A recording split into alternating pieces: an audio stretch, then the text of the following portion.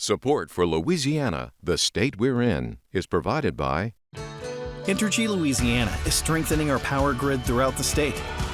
We're reinforcing infrastructure to prepare for stronger storms, reduce outages, and respond quicker when you do need us, because together we power life.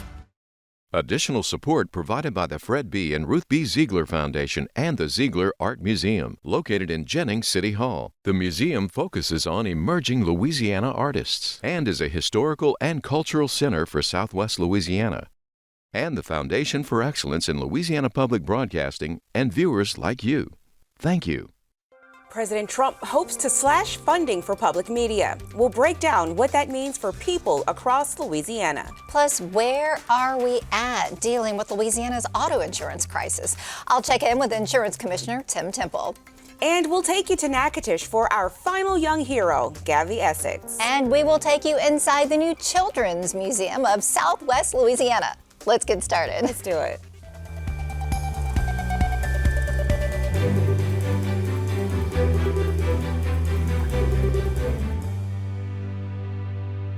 Hello, everyone. I'm Karen LeBlanc. And I'm Dorothea Wilson. Much more on those top stories in a moment on this week's edition of Louisiana, the state we're in. But first, funding for public media is at risk after President Trump issued an executive order seeking to defund the Corporation for Public Broadcasting. If it goes through, the funding cuts would have dire impacts on us here at LPB and for people across Louisiana who depend on our educational resources.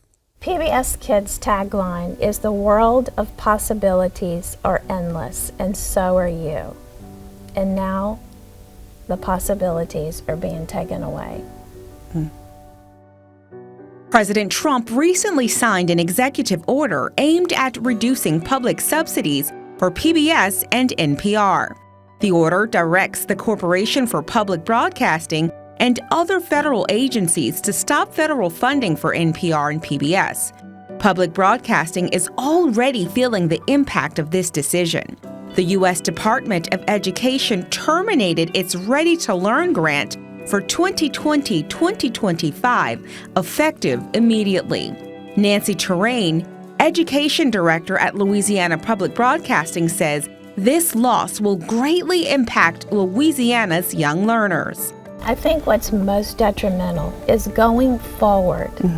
We will not have the dollars to create the resources that families and children need in Louisiana.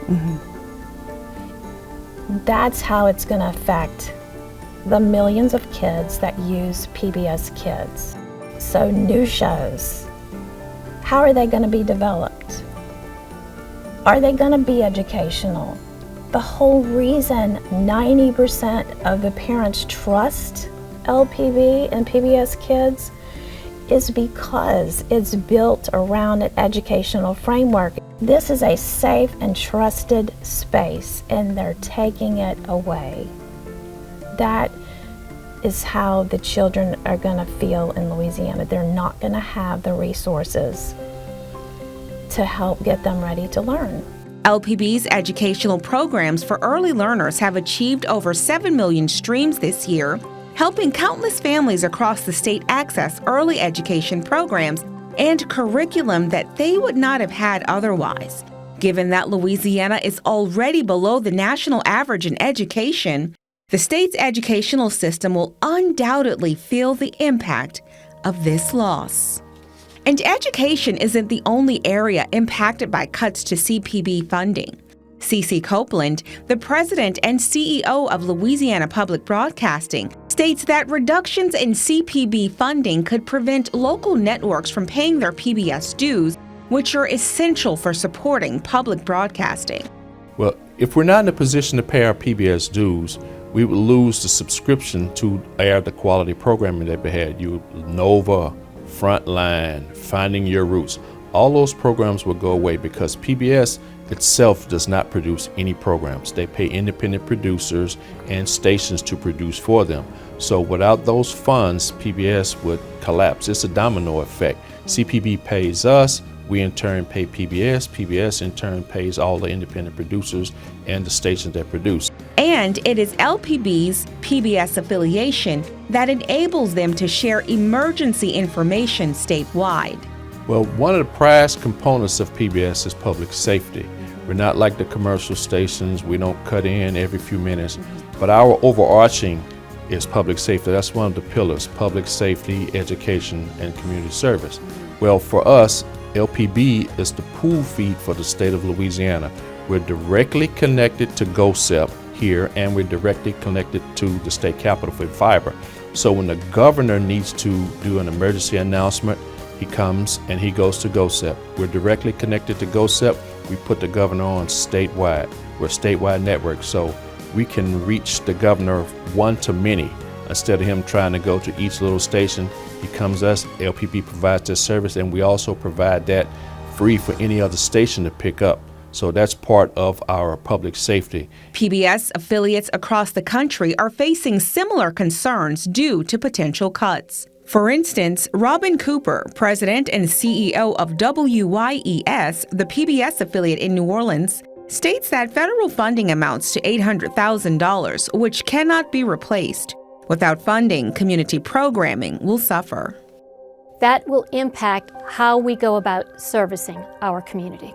WYS produces a wide range of programs that highlight New Orleans and Louisiana culture, history, traditions, and we're in a unique position to be able to tell our stories, more so than what other media can or may not be able to do.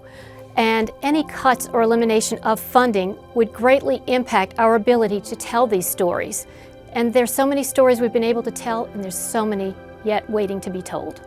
In the meantime, she is encouraged by the support of the viewers and says they are the reason PBS and public media exists. To learn more about the potential cuts and show your support for public media, head to protectmypublicmedia.org.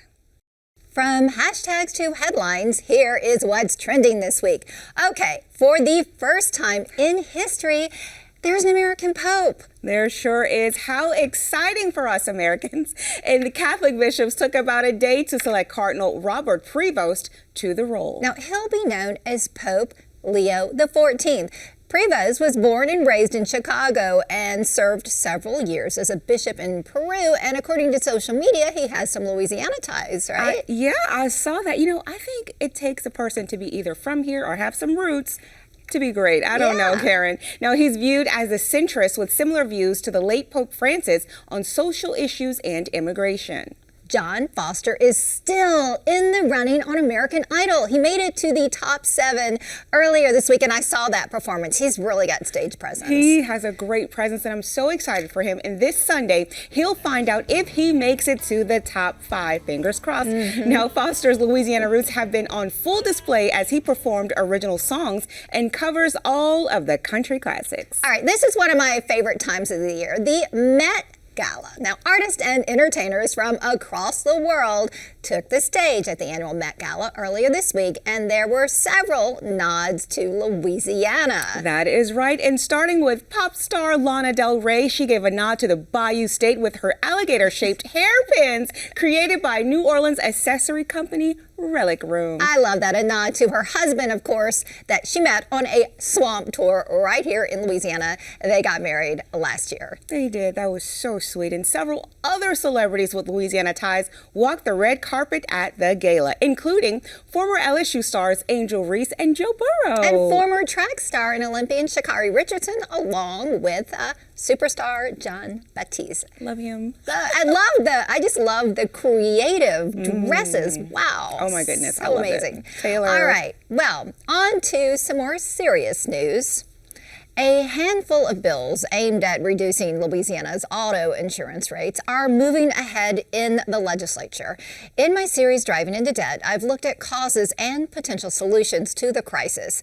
I sat down with Louisiana Insurance Commissioner Tim Temple for a progress report.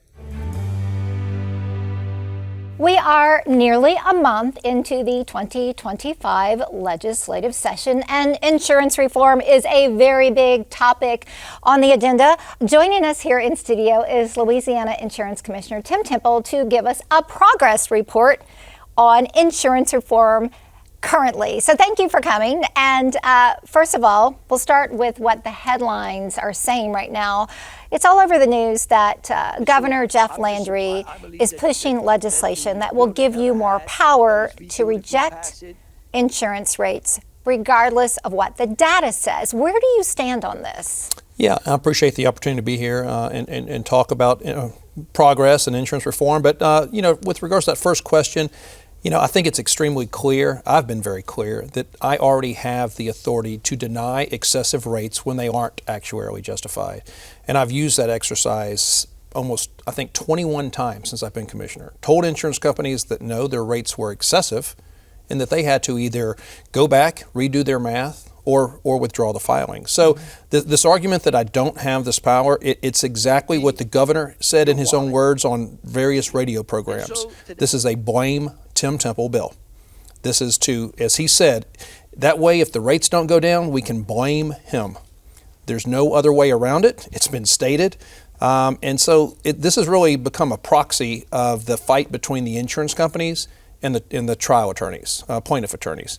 It's nothing more than that. We need to focus on reform, making Louisiana a competitive place to do business, lowering excessive and unfair claims, which lowers loss costs, which will lower premiums. Are you concerned that the debate and focus on giving you more power is hindering passing meaningful insurance reform legislation? I think it does, because if legislators buy into that argument, then they don't have to pass any reform. They can simply say, we've given the commissioner power to lower your rates if you don't like them, and it's his fault. Since I became commissioner, I was saying that I thought we need to have a special session on insurance because it is complex. There's a lot of special interest, as we're finding out, all around this topic of insurance, as far as who's offering it and who's receiving proceeds from that. We need to have a special session to truly give the legislators the ability to have the conversations, have the hearings, have the floor discussions, and bring about meaningful solutions. But with regards to auto, we have got to have a serious conversation on why we're paying the highest rates in the country. What would you like to see? Well, best case scenario is that we have a good, robust dialogue on the pros and cons of these bills, and vote on them on the merits of the bill. And not get sidetracked with the fight between the governor and I on one bill. We agree on a lot of things, that we don't have a frequency problem with the number of auto accidents. We don't have a problem with the cost to repair vehicles. We do have a litigation problem. We do have a bodily injury frequency problem. The governor and I agree on all four of those points and many other points. But what role does the insurance company have to play? Are there things they can do to help reduce rates? Perhaps it's negating credit report criteria and rate setting. I just want to hear your thoughts on the role they have to play. Yeah, most states allow, I think there are less than 5, do not allow credit score as part of rate making. I know we have a poor state, but I think one of the things that we need to do is allow the consumer to know how the credit score is being used, either for them or against them. And if it's against them, let them have the opportunity to review the data and make corrections if it's incorrect. But if it's correct, I think we need to take that into consideration as well. But the data I've seen, if you have good credit right now in our state and we disallow that, I would think that you could expect your insurance to go up. I've got a bill that I'm supporting this year that would actually lower the premium tax on our auto insurance from 3% to 2%. In Louisiana, I think we're the second highest in the country on premium tax. We tax insurance policies, you and I, more in Louisiana than almost everywhere else in America. Let's reduce that. Or if we don't want to reduce it, let's make sure those premium dollars, those tax dollars collected, go to help mitigate future claims. So, again, transparency, both on where the money goes when an insurance company takes it in, and then where the money goes when they pay a claim out. Right. Well, thank you so much, State Insurance Commissioner Tim Temple, for stopping by. We will, of course, invite you back in at the end of the legislative session to discuss what actually came out of it and will make its way into law. So thank you for all that you do and for joining us to keep the public informed. Thank you for the opportunity to be here today.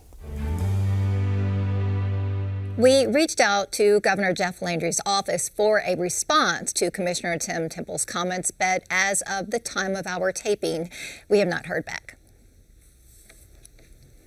A new chapter of discovery is now open in Lake Charles. The Children's Museum of Southwest Louisiana includes 15,000 square feet of interactive learning and play.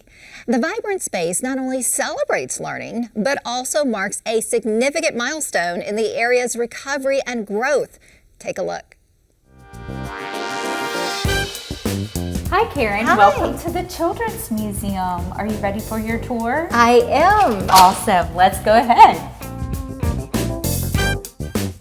So as you come into the Children's Museum, we really wanted to explore the world around us. We wanted to teach children about how our bodies interact every day with the things in our environment.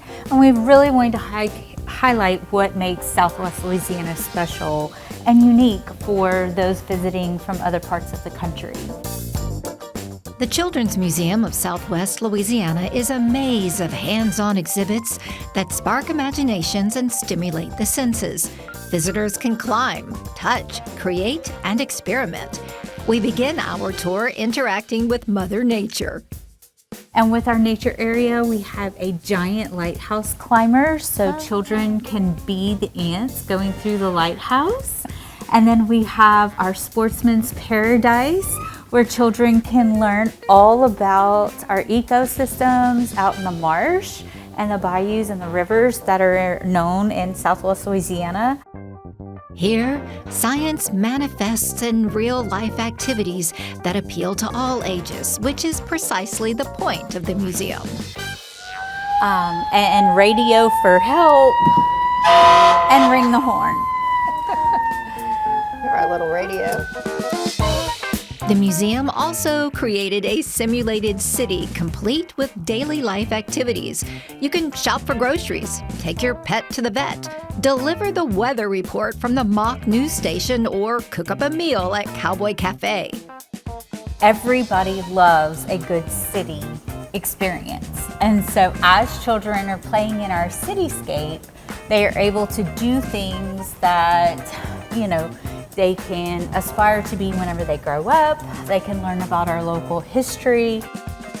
The museum pulls back the curtain on everyday wonders, revealing the mechanics behind machines and gadgets and natural forces at work, with a focus on Southwest Louisiana's industries. Physics fascinates with real-life expressions, including Bernoulli's principle, which explains how airplanes fly. It is showing you how the air pressure levitates the ball. Every station invites discovery and fuels curiosity. Take a bike ride with Mr. Bones to see your skeleton at work, and check out the larger-than-life anatomy in the Human Body Gallery. The museum's new home at the Port Wonder Complex along the lakefront in downtown Lake Charles is part of its comeback story. In 2020, Hurricane Laura destroyed the museum building on Broad Street and all of its exhibits. Whenever Hurricane Laura hit our building, we lost the roof during the storm, and we lost about 90% of our exhibits. We started working on the Port Wonder project in 2018 officially with the city and Wildlife and Fisheries, and that is whenever Port Wonder was birthed. That was really fortuitous timing because, 2 years later, Hurricane Laura hit and then necessitated a new location. Yes. The exhibits come with lesson plans available on the museum website, so learning can continue long after a visit. And of course, at any age you can learn something new. And so we are going to be having programs for both children, but also middle schoolers, high schoolers, adults. We're going to be doing different classes for parents.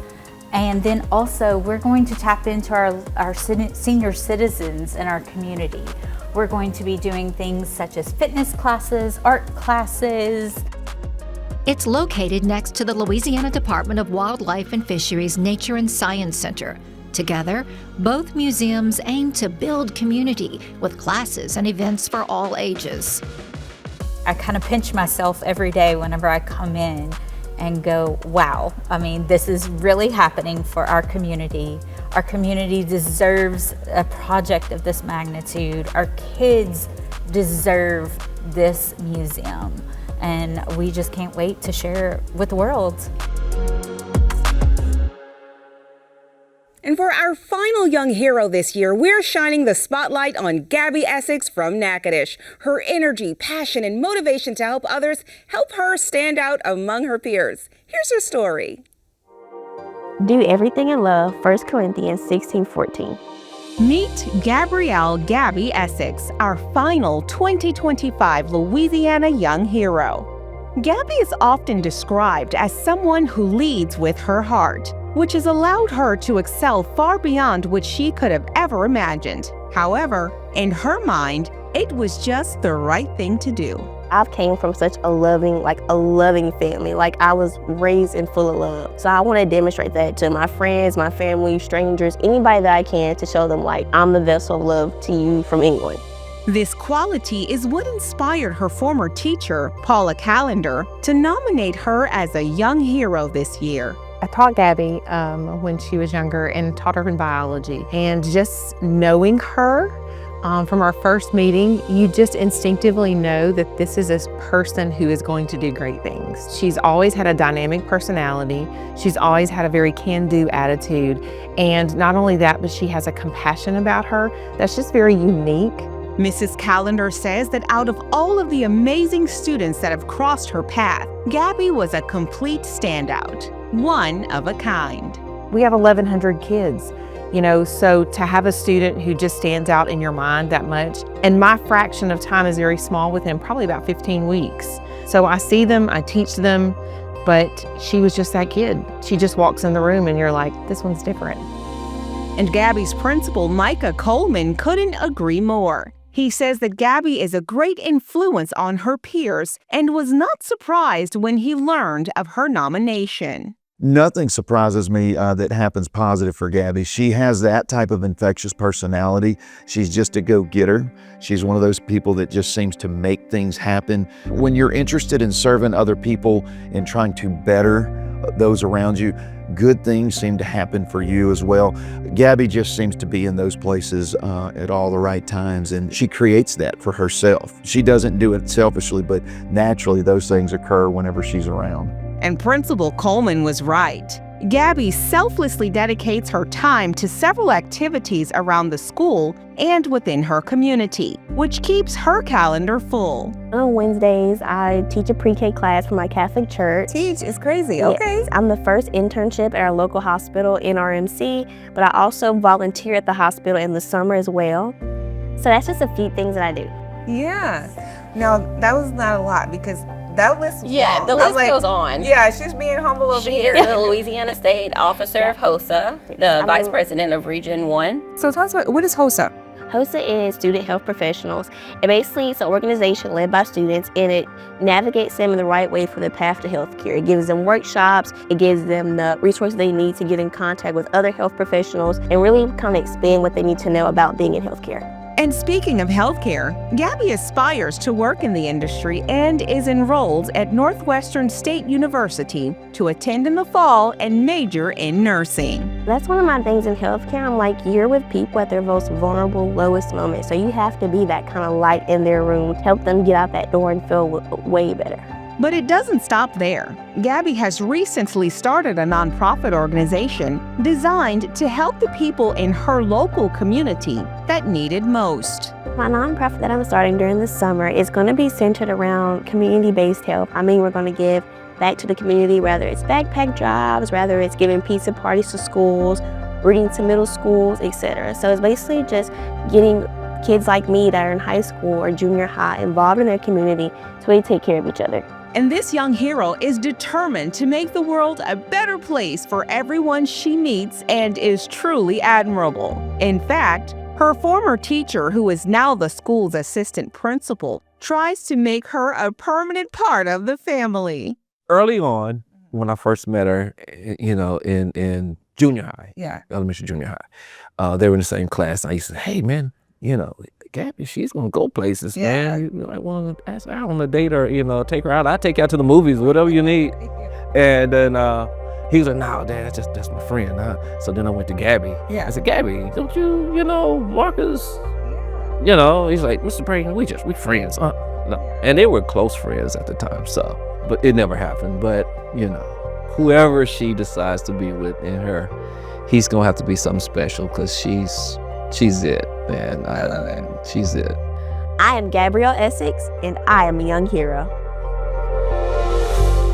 And Gabby was such an amazing young girl. It was such an honor meeting her, and I just really look forward to seeing what she does in the future. You did an amazing job telling the stories of these young heroes. So inspiring. Thank you. Just really give me hope for the future, right? Absolutely. The future generations. It kind of made me feel like I wasn't doing enough with myself. I could see that, yeah. They are quite impressive. They are. Well, all of our 2025 Young Heroes met right here at LPB last week for Young Heroes Day. That's right, and I missed it, but they started the day here at our station with breakfast and introductions. Then they got to meet Ziggy and the crew from Ziggy's Arts Adventures and got to hang out with you, Karen, in the studio. Right, so there they are with Ziggy. Oh my gosh, I love the behind the scenes. And here they are with me in studio. We actually, some of them practiced delivering the news from the anchor desk, right? And then went on to LSU. That's right. And they got to meet Mike the Tiger, meet people from football operations, and then they headed to the field. Oh, so good. What a great time they had. If you look at all that they did, I mean, it was followed up with lunch at the River Center Library where they got a bundle of surprise gifts, and then they visited with lawmakers at the legislature, both the House and the Senate, and then they went up to the top of the state capitol and enjoyed the view from the observation deck. Congratulations to all of our inspiring young heroes. LPB's Louisiana Young Heroes program is presented with the generous support of the East Baton Rouge Parish Library, the Gail and Tom Benson Charitable Foundation, and Fishman Haygood. Along with title sponsors Community Coffee and with additional support from the U.S. Army Baton Rouge Recruiting Battalion, Demco, and McDonald's. That's our show for this week. Remember, you can watch anything LPB anytime, wherever you are, with our LPB app. That's right, and you can catch LPB news and public affairs shows, as well as other Louisiana programs you've come to enjoy over the years. And please, like us on Facebook, X, and Instagram. For everyone at Louisiana Public Broadcasting, I'm Karen LeBlanc. And I'm Dorothea Wilson. Until next time, that's the state we're in.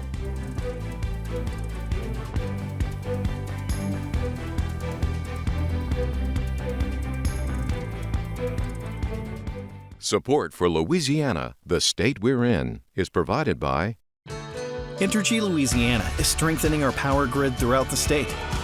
We're reinforcing infrastructure to prepare for stronger storms, reduce outages, and respond quicker when you do need us, because together we power life. Additional support provided by the Fred B. and Ruth B. Ziegler Foundation and the Ziegler Art Museum, located in Jennings City Hall. The museum focuses on emerging Louisiana artists and is a historical and cultural center for Southwest Louisiana. And by Mary Bird Perkins Cancer Center. Visit Baton Rouge. And the Foundation for Excellence in Louisiana Public Broadcasting and viewers like you. Thank you.